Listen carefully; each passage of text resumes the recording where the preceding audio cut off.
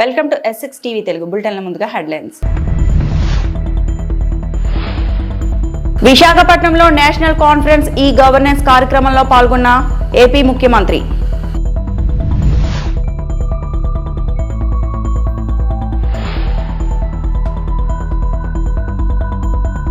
ప్రభుత్వ బడుల్లో no admission board పెట్టాలనేది నా లక్ష్యం, మంత్రి నారా లోకేష్.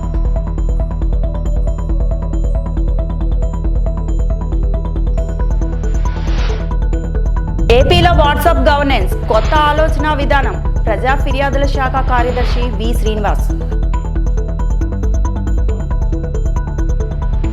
ఆతిథ్య నగరం విశాఖ మరో ప్రతిష్టాత్మకమైన ఈ గవర్నెన్స్ జాతీయ సదస్సుకు రెడీ అయింది. 28వ జాతీయ ఈ గవర్నెన్స్ సమ్మిట్ ఈ రోజు ఆంధ్రప్రదేశ్ ముఖ్యమంత్రి నారా చంద్రబాబు నాయుడు ప్రారంభించారు. Civil surveyed and digital transformation theme ఈ సదస్సును నిర్వహిస్తున్నారు. కేంద్ర ఎలక్ట్రానిక్ సమాచార సాంకేతిక మంత్రిత్వ శాఖ, ఆంధ్రప్రదేశ్ ప్రభుత్వం సంయుక్తంగా ఈ సదస్సును నిర్వహిస్తున్నాయి. వికసిత్ భారత్ లో భాగంగా ఆర్టిఫిషియల్ ఇంటెలిజెన్స్, సైబర్ సెక్యూరిటీ, పౌర సేవలు, అగ్రిస్టాక్ లాంటి అంశాలపై ఈ సదస్సులో ప్రధానంగా చర్చ జరగనుంది. ఈ గవర్నెన్స్ లో ఉత్తమ ఆవిష్కరణలు, సముద్ర గర్భ కేబుల్స్, డేటా సెంటర్లు, గ్రామీణ స్థాయిలో ఈ గవర్నెన్స్ ఆవిష్కరణలు, ఆంధ్రప్రదేశ్ ప్రభుత్వ ఈ గవర్నెన్స్ కార్యక్రమాలు, సైబర్ సెక్యూరిటీ లాంటి అంశాలపై చర్చలు జరుపుతారు. We have introduced Manamitra, that is WhatsApp governance. As on today, 751 services we are providing online through WhatsApp. Very simple way. I started earlier in Hyderabad, high-tech city, and focusing on IT. At the time, I focused mainly knowledge economy. Today I can say proudly, Hyderabad is getting highest per capita income. Telangana is getting highest per capita income in the country. Most livable city. Because of technology and also infrastructure. IT professionals have gone all over the world. I am proud to announce today, Indians are earning highest per capita income in the world, any country for that matter. Among Indians, Andhra Pradesh number 1 by contributing 30% of people who are working in IT. Always I am saying, in the world, out of 4 IT professionals, 1 is from India. Among Indians, out of 4, 1 is from Andhra Pradesh, Telugu community. We are proud of them. One public policy has changed total history. Now we are working Quantum Valley. America is having Silicon Valley. India is having Quantum Valley, that is Amaravati. We started recently with the Government of India support and also IBM, TCS, L&T, they are working together.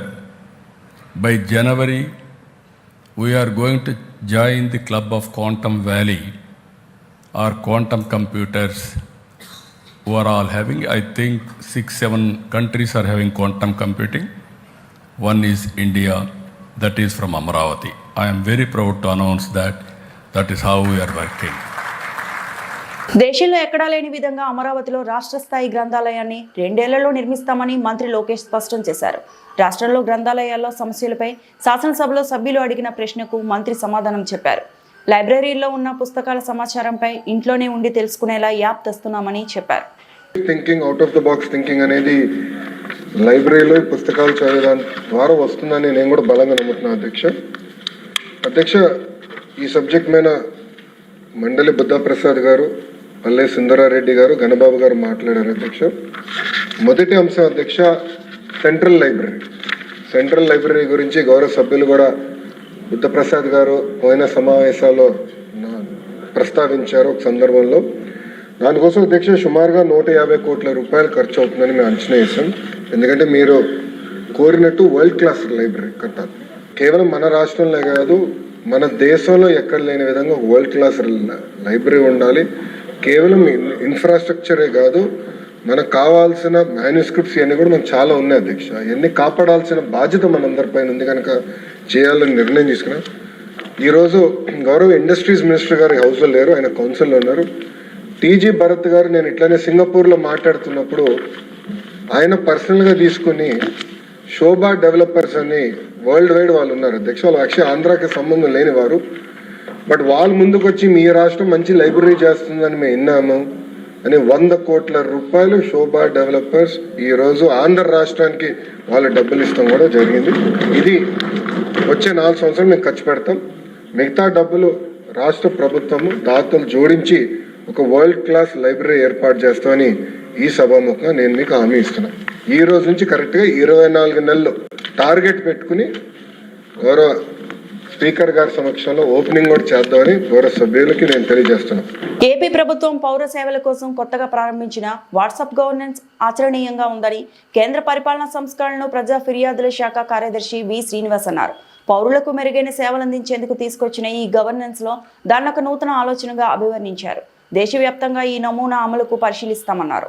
ప్రధాని మోదీ ఆశయ సాధనకు అనుగుణంగా పౌర సేవల్లో digital transformation ద్వారా వికసిత్ భారత్ సాధించాలనే నినాదంతో ముందుకు వెళ్తున్నట్లు చెప్పారు. The Honorable Chief Minister Sri Nara Chandrababu Naidu Garu, who's been a visionary in taking e-governance models forward, and Sri Katamaneni Bhaskar Garu, who has been working with us tirelessly for the last several months to curate this conference. The theme of this conference is Viksit Bharat, Civil Service and Digital Transformation.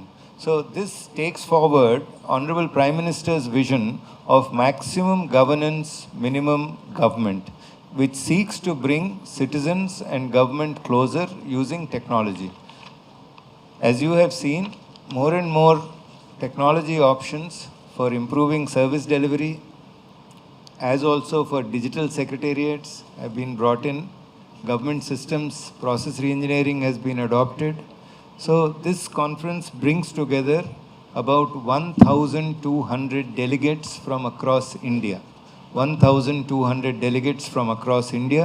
There are officers who are coming from northeastern states, from Jammu Kashmir, from Kerala, from Gujarat, Rajasthan, and so many officers coming from Government of India in New Delhi across all ministries. We are also grateful that the Indian Institute of Management, Visakhapatnam, has come forward as a knowledge partner and would be curating this session. So this conference will have 6 plenary sessions. The first one is, how do you develop Visakhapatnam as an IT hub of India, which would be chaired by Principal Secretary IT Government of Andhra Pradesh. There is a session on using artificial intelligence in government. There are sessions with regard to civil service and digital transformation. Then breakout sessions which will be chaired by very eminent people. Director General, Indian Institute of Public Administration is here with me. So he will be chairing the session. And also the gold category, silver category awardees who have participated in the National E-Governance Award scheme will be presenting. We'll have 4 district collectors who have contributed to digital transformation at Panchayat level. So there are 4 district collectors from various parts of the country who will be making. మనబడి మన భవిష్యత్తు కార్యక్రమం కింద విద్యార్థుల సంఖ్య ఆధారంగా ఉపాధ్యాయుల నియామకం, గదుల నిర్మాణం చేపడుతున్నామని మంత్రి నారా లోకేష్ తెలిపారు. ప్రాథమిక పాఠశాలను ప్రాథమికోన్నత పాఠశాలలో విలీనం అంశంపై శాసనసభలో ఎమ్మెల్యే చెదలవాడ అరవింద బాబు అడిగిన ప్రశ్నకు ఆయన సమాధానం ఇచ్చారు. యువగలం పాదయాత్ర సందర్భంగా ఉపాధ్యాయులు పలు సమస్యలను నా దృష్టికి తీసుకొచ్చారు. ఒక తరగతికి ఒక ఉపాధ్యాయుడు ఉండాలనేది మా లక్ష్యం. పాఠశాల భవనాల నిర్మాణం కోసం దాతల సహకారం కోరుతున్నాం. భవనాలపై దాతల పేరు ఉండేలా చూస్తాం. ప్రభుత్వ పాఠశాలలో మంచి ఫలితాలు రావాలనేది మా ఉద్దేశం. అన్ని ప్రభుత్వ బడుల్లో సీట్ల నుండి నో అడ్మిషన్ బోర్డులు పెట్టాలనేదే నా లక్ష్యం. ప్రస్తుతం రాష్ట్రంలో సుమారు 100 బడుల్లో అలాంటి పరిస్థితి ఉంది అని మంత్రి లోకేష్ తెలిపారు. బాధ్యత మన అందరిపైన ఉంది. అది కేవలం హార్డ్వేరే కాదు, అంటే ఇన్ఫ్రాస్ట్రక్చరే కాదు, లెర్నింగ్ అవుట్కమ్స్ పైన కూడా ఎక్కువ శ్రద్ధ పెడుతున్నాం. అటెండెన్స్ పైన, ఎగ్జామినేషన్ పర్ఫార్మెన్స్ పైన కూడా ఎక్కువ శ్రద్ధ పెట్టాల్సిన అవసరం ఉంది. రాబోయే రోజుల్లో ప్రైవేట్ పాఠశాలల కన్నా మెరుగైన విద్య ప్రభుత్వ పాఠశాలలు అందజేసి మెరుగైన రిజల్ట్స్ తీసుకొచ్చినప్పుడే మనం న్యాయం చేసిన వాళ్ళు అవుతామని గౌరవ సభ్యులందరూ తెలియజేస్తున్న అధ్యక్ష.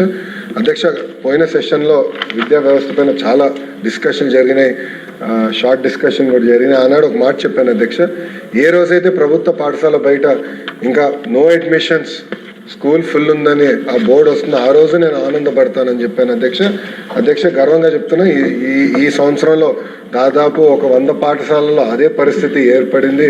నా లక్ష్యం ఏంటంటే అన్ని 42,000 పైచిలక పాఠశాలలు ఏదైతే ఉన్నాయో అన్ని పాఠశాలలు అదే పరిస్థితి రావాలని ఆ దిశగా విద్యా వ్యవస్థ పనిచేస్తుందని గౌరవ సభ్యులందరికీ తెలియజేసుకుంటూ, గౌరవ సభ్యులు నారా చంద్రబాబు నాయుడు వారు చెప్పిన విజన్ 2047లో మనందరం భాగస్వాములు కావాలి.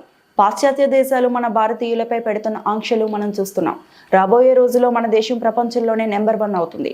మన పిల్లలు అందరూ మన దేశంలోనే నెంబర్ 1 గా ఉంటారు. అండ్ ఇక్కడ ఉన్న అందరం వీఆర్ విట్నెసింగ్ ఎవ్రీ డే. మనం టీవీస్ లో చూస్తూ ఉన్నాం. ఏం చూస్తున్నాం? ప్రతిరోజు పాశ్చాత్య దేశాల్లో ఏం జరుగుతోంది? మనల్ని తరిమి కొడుతున్నారు, బయటికి వెళ్ళిపోమంటున్నారు. ఎక్కడో ఒక్క చోట యుఎస్ లో స్టార్ట్ అయింది, అన్ని బ్రిటిష్ కంట్రీస్ లో అది విస్తరించింది. ఒక UK, Russia, everywhere, Poland, everywhere go back theme తో. అంటే మనం అవమానించడంతో పాటు చంపేస్తున్నారు కూడా. మనం ఇది చాలా జాగ్రత్తగా గుర్తు పెట్టుకోవాలా, ఆచరించాలి కూడా. ఇక్కడ వచ్చిన ప్రతి మహిళ కొన్ని వందల వేల మందికి మెసేజ్ ఇవ్వాలి. మనము తీసుకునే నిర్ణయం మన పిల్లల్ని, వాళ్ళ పిల్లల్ని కాపాడగలుగుతాం. మన నేషన్ లోనే, అంటే మన ఊర్లోనే, ఎక్కడ పుట్టామో అక్కడే పెరగాలి, అక్కడే చనిపోవాలి. మన దేశంలోనే ఉండాలి. రేపు 2047 విజన్ ని మనము సక్రమంగా తీసుకెళ్లినప్పుడు ఒక్కరు చేయలేరు. మన అందరం భాగస్వాములు అయినప్పుడే మన పిల్లలు ఇక్కడే ఉంటారు. మనకేం పట్టింది ఎక్కడో వెళ్ళి ఎక్కడో అనిపించుకొని ఎక్కడో చనిపోవాల్సిన అవసరం. ఇప్పుడు చాలా మంది తల్లిదండ్రులు బిక్కుబిక్కుమంటున్నారు పిల్లలు బయట పంపించేసి. మనకొద్దు. మనం తీసుకునే నిర్ణయం రేపు మన పిల్లల భవిష్యత్తుకు అవుతుంది. సంగీతం దర్శకత్వం వహించిన 2 చిత్రాలు పాన్ ఇండియాలో ఘన విజయం సాధించి పెట్టిన సంగీత దర్శకుడు గౌరహరి తణుకు ప్రతిష్టను మరింత ఇనుమడింపజేస్తారని తణుకు ఎమ్మెల్యే అరమిల్లి రాధాకృష్ణ అన్నారు. జై హనుమాన్, మిరాయి చిత్రాలకు సంగీత దర్శకత్వం వహించిన తణుకు పట్టణానికి చెందిన గౌరీహరి తణుకు ఎమ్మెల్యే రాధాకృష్ణను మర్యాదపూర్వకంగా కలిశారు. ఈ సందర్భంగా శాలువా జ్ఞాపికతో ఘనంగా సత్కరించిన ఎమ్మెల్యే రాధాకృష్ణ మాట్లాడుతూ, తణుకులో విద్యాభ్యాసం చేసిన సినీ రంగంలో తనకంటూ ఒక ప్రత్యేక స్థానం సాధించుకున్న గౌరహరి భవిష్యత్తులో మరిన్ని విజయవంతమైన చిత్రాలు అందించాలని ఆకాంక్షించారు. రాబోయే రోజుల్లో ఉత్తమ సంగీత దర్శకుల జాబితాలో ఆయన పేరు సాధించాలని కోరారు. అనంతరం మిరాయి చిత్రం ప్రదర్శిస్తున్న లక్ష్మీ థియేటర్ వద్ద నిర్వహించిన సంబరాల్లో పాల్గొని ప్రేక్షకులు గౌరవహరితో కలిసి ఎమ్మెల్యే రాధాకృష్ణ చిత్రాన్ని వీక్షించారు. ఈ కార్యక్రమంలో కూటమి నాయకులు, కార్యకర్తలు పాల్గొన్నారు.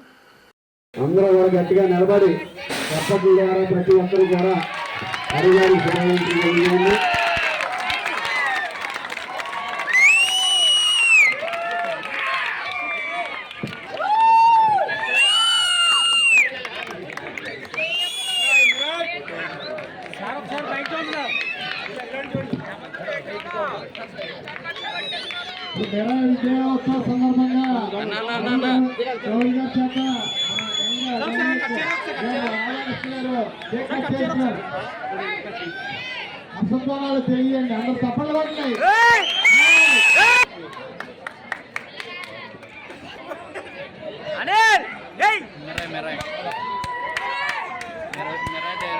అందరికీ నమస్కారాలు తెలియజేసుకుంటూ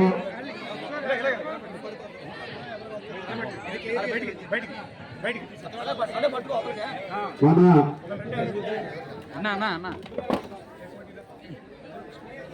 తణుకు పట్టణంలో పుట్టి ఇక్కడే చదువుకొని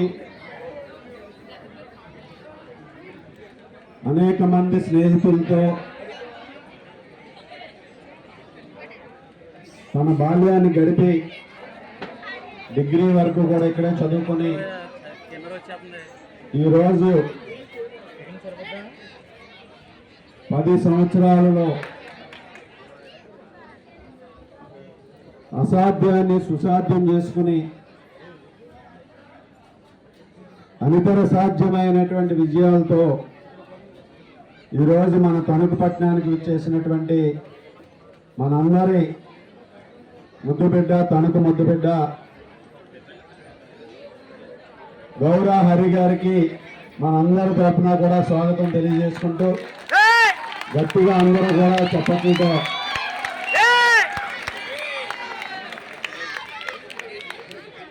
ఈరోజు రెండు సినిమాలతో ముఖ్యంగా హనుమాను మిరాయి సినిమాలతో సినిమా ఇండస్ట్రీలో తనదైనటువంటి ముద్ర వేసి బ్యాక్గ్రౌండ్ మ్యూజిక్ కానీ అలాగే ఒక మ్యూజిక్ డైరెక్టర్గా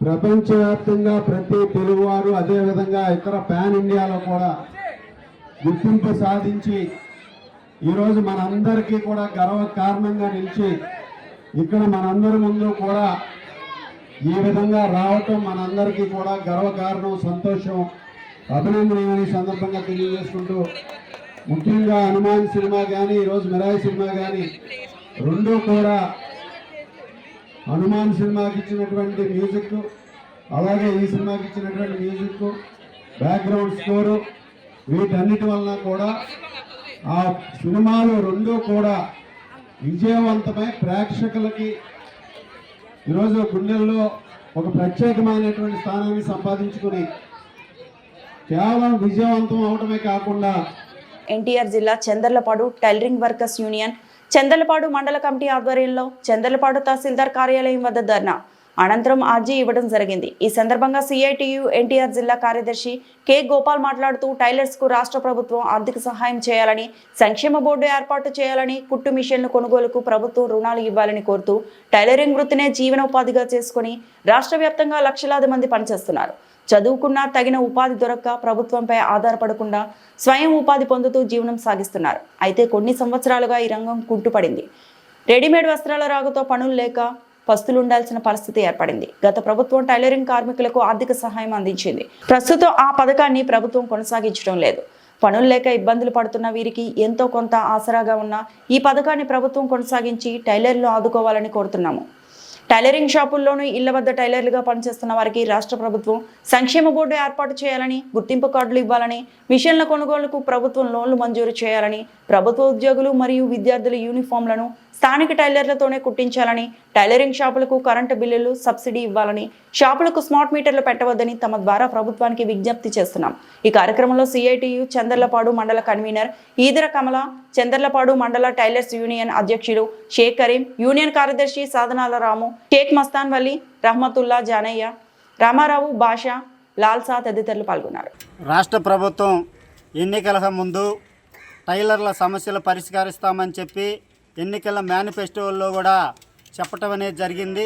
ప్రధానంగా టైలర్స్ అందరికి కూడా నేను మంచి క్వాలిటీ గల నాణ్యమైనటువంటి మిషన్లు ఫ్రీగా అందరికీ ఎవరైతే వాళ్ళు ప్రభుత్వం ద్వారా ఉత్తీర్ణులు పొంది అట్లాగే ట్రైనింగ్ పొంది సర్టిఫికేట్ కానీ వాళ్ళు నేర్చుకొని వర్క్ చేసే వాళ్ళు ఉన్నారో వాళ్ళందరికీ నేను మన మిషన్లు ఇస్తామని చెప్పేసి అన్నారు.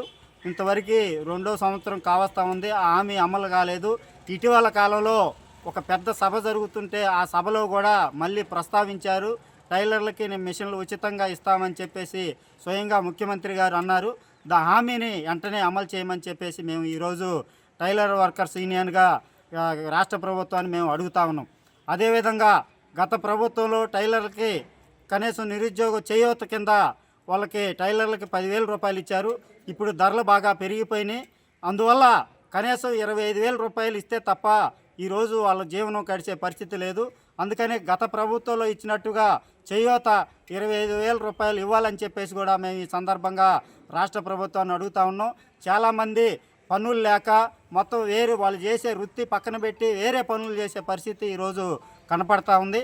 అందుకనే వాళ్ళకి ప్రభుత్వం తక్షణమే ఆ సాయం అందించాలని, అదేవిధంగా మిషన్లకు సంబంధించి మన ప్రభుత్వం వాళ్ళకి ఎస్సీ ఎస్టీ బీసీ కార్పొరేషన్లు ఎట్టా ఉన్నాయో వాళ్ళకు కూడా వడ్డీ లేని రుణాలు ఈరోజు కార్పొరేషన్ ద్వారా వాళ్ళకి ఇవ్వాలని చెప్పేసి మేము రాష్ట్ర ప్రభుత్వాన్ని డిమాండ్ చేస్తూ ఉన్నాం.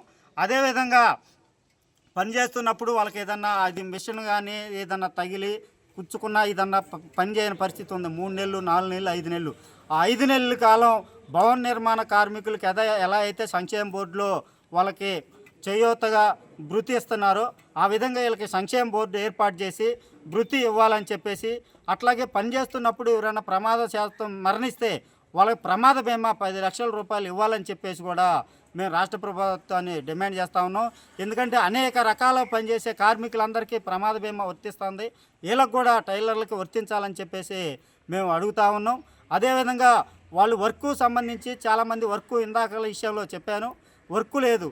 ప్రభుత్వం నుంచి ఇక్కడ నందిగా చందలపాడు తహసీల్దార్ కార్యాలయం నుంచి ఏ స్కూలు సంబంధించో లేకపోతే ఇంకా మున్సిపల్ కానీ లేకపోతే పంచాయతీ కానీ ఇతర యూనిఫామ్లు సంబంధించి అవన్నీ కూడా ఇక్కడ ఉన్నటువంటి టైలర్ల వర్కర్లకి బయట కాంట్రాక్టర్లు కాకుండా వీళ్ళకి తల ఒక 20 పీసులు అట్లా వాళ్ళకి జీవన ఉపాధి చూపించే విధంగా ఇక్కడ తహసీల్దార్ గారు చర్యలు తీసుకొని యూనిఫామ్లు బయటకు వెళ్లకుండా ఇక్కడ ఉన్నటువంటి టైలర్లకే అది ఇవ్వాలని చెప్పేసి మేము ఈ సందర్భంగా రాష్ట్ర ప్రభుత్వాన్ని డిమాండ్ చేస్తూ ఉన్నాం. ఈ ప్రభుత్వం ఈ సమస్యలు పరిష్కరించాలని, లేకపోతే రాబోయే రోజుల్లో ఎన్టీఆర్ జిల్లా మొత్తం కలిపి పెద్ద ఎత్తున ఆందోళన చేస్తామని చెప్పేసి ఈ సందర్భంగా రాష్ట్ర ప్రభుత్వాన్ని డిమాండ్ చేస్తున్నాం. ఏలూరు జిల్లా ద్వారకా తిరుమలలో శ్రీ కుంకుళమ్మ అమ్మవారి దసరా శరన్నవరాత్రి ఉత్సవాలు ఘనంగా ప్రారంభమయ్యాయి.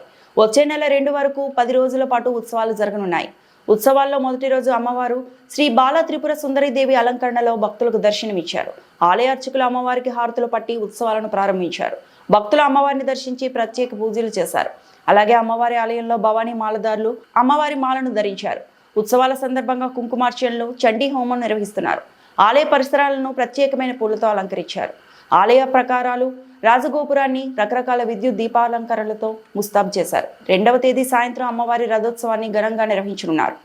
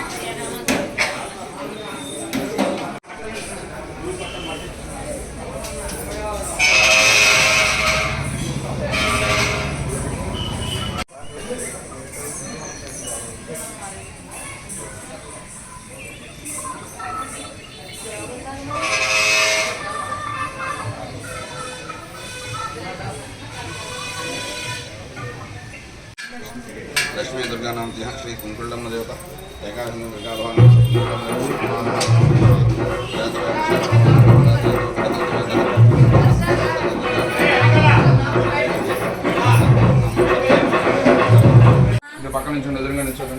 ఈ వార్తలు ఇంతటితో సమాప్తం.